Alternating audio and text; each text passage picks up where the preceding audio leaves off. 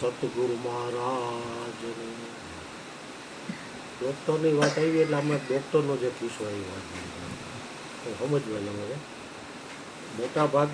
મોટાભાગના વ્યક્તિઓને વિદેશ જવાનું આકર્ષણ બહુ છે કે આયા કરતાં અહીંયા સારું છે. પણ આ કિસ્સો તમે જો ને તમને એમ થાય કે અહીંયા સારું જેવું ક્યાંય નથી. અમેરિકા જઈ આવેલા એક વરિષ્ઠ નાગરિકની સલાહ. પ્રિય મિત્રો, અમે છેલ્લા 2 મહિનાથી અમેરિકાના સિયાટલ એટલે કે વોશિંગ્ટન ખાતે રહી રહ્યા છીએ. ભારતથી નીકળતી વખતે મારી પત્નીને શ્વાસની ગંભીર તકલીફ હતી.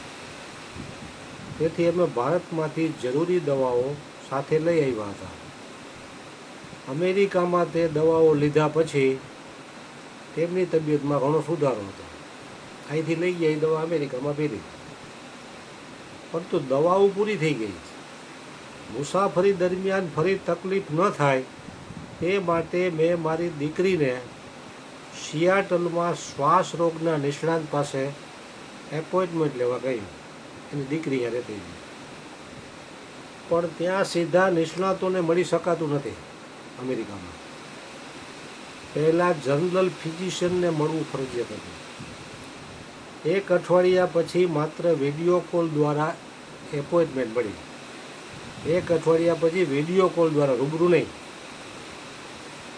અમે લગભગ 10 મિનિટ ડૉક્ટર સાથે વાત કરી અને ભારતમાં કઈ દવાઓ લેતા હતા તે જણાવ્યું કે અમે ભારતમાં દવા લેતા હતા. ડૉક્ટરે સમસ્યા સમજીને દવા લખી આપી અને કહ્યું કે ફાર્મસીમાંથી લઈ લેશો. અમેરિકાના ડૉક્ટરે લખી આપ્યું કે ફાર્મસીમાંથી દવા લઈ લેશો. પરંતુ ફાર્મસીમાં ખબર પડી કે દવા તરત ઉપલબ્ધ નથી, 4-5 દિવસ પછી આવશે. 5મા દિવસે દવા મળી. આશ્ચર્યની વાત એ હતી કે દવા સિપ્લા કંપનીની હતી અને તેના ઉપર મેડ ઇન ઇન્ડિયા લખેલું હતું. અહીંની બનાવેલી દવા હતી. કોરોનાના સમયે કોરોનાને કંટ્રોલ કરવા માટે ભારતમાંથી આ દવા ગઈ, ભલે અમેરિકામાં સત્તા હોય.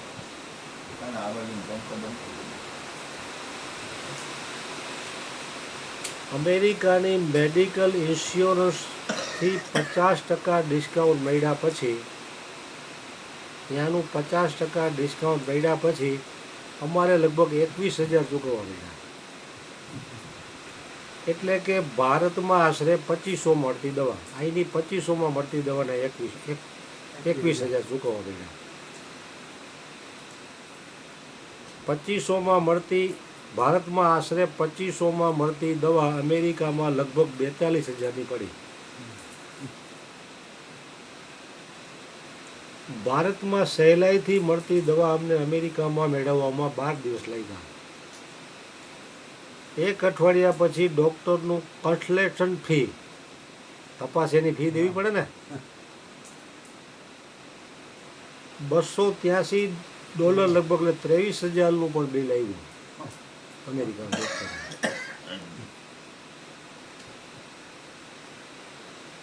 અમેરિકા કહેવાય માસ હતા, પણ આપણા ગિરધરભાઈના હારા હમણાં ગુજરી ગયા હતા, તો આંકડે શમશાનમાં જ્યારે ટાઈમ આપે ને ત્યારે તમે જઈ શકો. એમાં તમારે શનિ રવિ માટે જો અગ્નિ સંસ્કાર રાખવો હોય તેના ડબલ પૈસા ચૂકવવા પડે. એનું કારણ શું કે શનિ રવિમાં એના જે કોન્ટેક્ટમાં હોય એ લોકોને રજા હોય એટલે શમશાન યાત્રામાં આવી શકે. બાકી આડા દિવસે જાઓ એટલે તમારા જ ઘરની વ્યક્તિ મૃત્યુ પામી હોય તો તમે જઈ ન શકો. કોઈ માણસોને ત્યાં જવાનો મોહ છે. નિવૃત્તિ પછી ભારતમાં રહેવું કેટલું ભાગ્યશાળી છે તેનો મને સાચો અનુભવ થયો. આ વડીલ જઈ ગયા હતા. અમે ઘણીવાર સારી જિંદગીની શોધમાં વિદેશ જવાનું સ્વપ્ન જોતા હોઈએ છીએ, પરંતુ જો થોડું વિચારીએ તો સમજાય કે એવી ઘણી બધી સુવિધાઓ જે લંડનમાં કે ન્યૂયોર્કના કરોડપતિઓને પણ તે સહેલાઈથી મળતી નથી, તે ભારતના મધ્યમ વર્ગીય લોકોને રોજિંદા જીવનમાં ઉપલબ્ધ છે.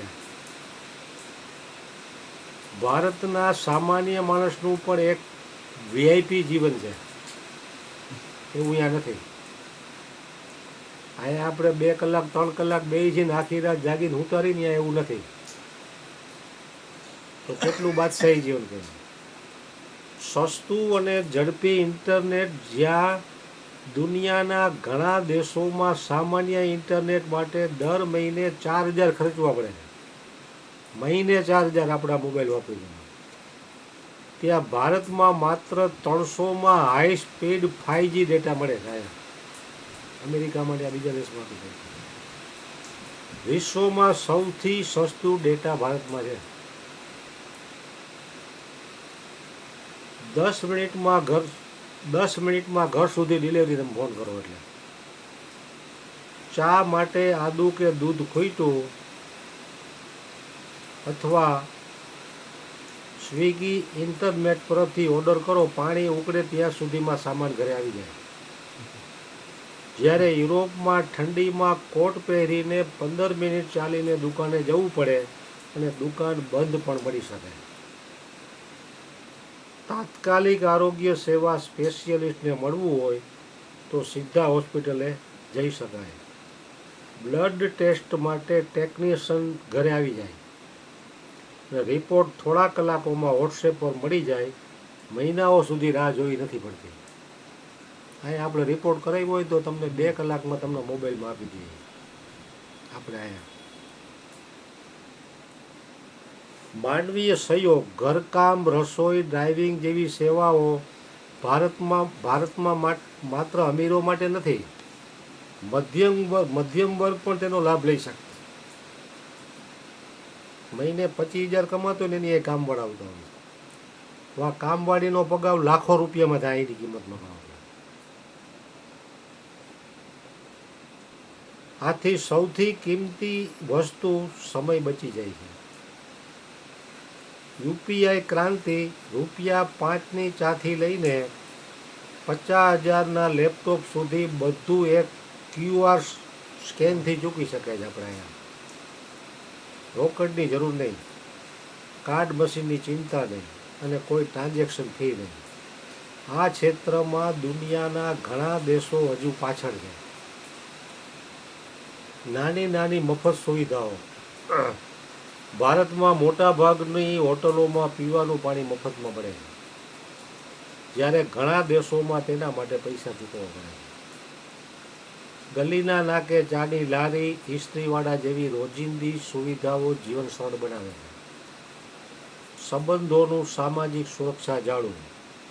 અહીં પડોશીની સમસ્યા આવે તો કોર્ટની નોટિસ નથી મોકલતા, પરંતુ પ્રેમથી ખીચડીનો ડબ્બો મોકલે છે. આપણા સંબંધો જ આપણી સૌથી મોટી સંપત્તિ છે. નિષ્કર્ષ, ભારત માત્ર એક દેશ નથી, તે દરેક વળાંક પર સુવિધાઓથી ભરેલું એક અદ્ભુત જીવન છે. ભારતમાં પશ્ચિમના દેશોમાં લોકો ઘાસ કાપવાથી લઈને પ્લમ્બિંગ સુધીનું બધું પોતે કરે છે, જ્યારે ભારતમાં સેવા કેન્દ્રિત જીવનશૈલી હોવાથી ઘણી બાબતોમાં સહાય સરળતાથી મળી રહે છે.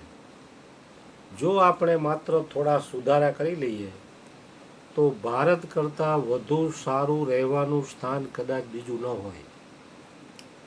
આપણે શું સુધારવું જોઈએ? નાગરિક સંસ્કાર અને સિવિલ સેન્સ. કચરો ન ફેંકવો, ગુટખા ખાઈને જ્યાં ત્યાં ન થૂકવું, જાહેરમાં પેશાબ ન કરવો, જાહેર સંપત્તિને નુકસાન ન પહોંચાડવું, બિનજરૂરી હોર્ન ન વગાડવા, રસ્તા રોકીને ધાર્મિક કાર્યક્રમો ન કરવા અને લાઉડ સ્પીકરનો ઉપયોગ અતિરેક ન કરવો. પદ અને શક્તિનો સાચો ઉપયોગ. તમારી સ્થિતિનું મૂલ્યાંકન એથી ન કરો કે તમે કેટલા લોકોને હેરાન કરી શકો છો, પરંતુ એથી કરો કે તમે કેટલા લોકોનું જીવન વધુ સારું બનાવી શકો છો. બહારનું વિશ્વ પણ આપણું જ ઘર છે. માત્ર પોતાનું ઘર જ નહીં, પરંતુ આસપાસનું વાતાવરણ પણ આપણું જ છે. તેની પણ આપણે એટલી જ કાળજી રાખવી જોઈએ. ઉત્તમ કાર્ય સંસ્કૃતિ વિકસાવવી જોઈએ. કર્મ એ જ પૂજા છે એ ભાવનાથી પોતાની ફરજ નિભાવવી જોઈએ. જેમ પૂજા કરતી વખતે ભૂલ ન થાય તેની કાળજી રાખીએ છીએ, તેમ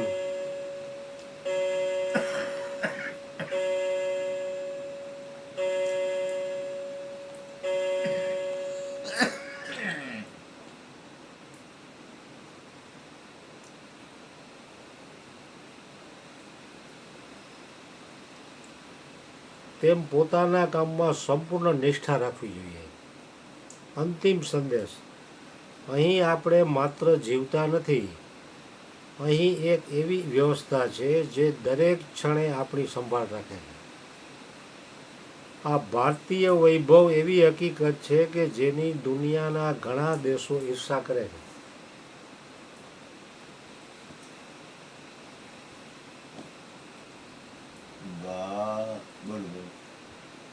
વાણિયાવાડી બેન દવાખાનું સુકલનું, એની ડૉક્ટરની ઉંમર છે 85 વર્ષ. બે મારા ડૉક્ટર છે. હું ક્યારેક શરદી ઉધરસ તાવની દવાઈની પાસે જાઉં. એને બોર્ડ માર્યું છે, કામ સિવાયની વ્યર્થ વાતો કોઈ કરવી નહીં, જેથી કરીને તમારો સમય પણ બગડે છે, મારો સમય પણ બગડે છે.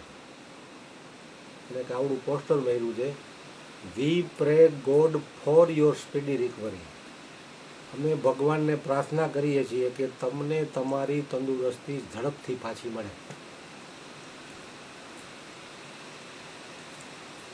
88 વર્ષની ઉંમરનો આ ડૉક્ટર છે. એ કે હું અહીંયા પૈસા કમાવા માટે નથી ગયો છે, તમને એક દિવસની દવામાં સારું થઈ જાય તો હું 2 દિવસ દવા ન આપું. એટલે આવા માનવતાવાદી ડૉક્ટરો પણ પડ્યા છે આપણે. અને ડૉક્ટરોનું આપણે કહીએ છીએ કે આટલા પૈસા લઈએ, પણ એ લોકોને ડિગ્રી મેળવવામાં 40 વર્ષ ભણવા મળ્યા છે. પછી એ લોકો એવડા રૂપિયા નહીં ખાવે તેટલા પૈસા લેવાના, છતાંય આપણે અહીંયા સસ્તું છે. પાર્વતીબેન ચોખ્ઠું કરાવવા માટે અમેરિકાથી ભારત આવ્યા હતા. 1 મહિનો રોકાઈ ગયા અને ચોખ્ઠું થઈ ગયું, તોય આ બધોય ખર્ચો કરો ને એના કરતાં એને અમેરિકા કરતાં એ સસ્તું રહ્યું.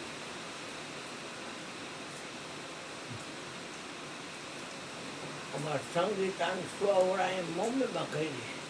ક્યાં કરી? બોમ્બેમાં. ત્યાં તો ઘર ખાલી જોઈએ, ત્યાં પૈસા લાગે. સુવાવડા અહીંયા સસ્તું હુકામ એને પડે કે એનું $1 ને 94 રૂપિયા થાય.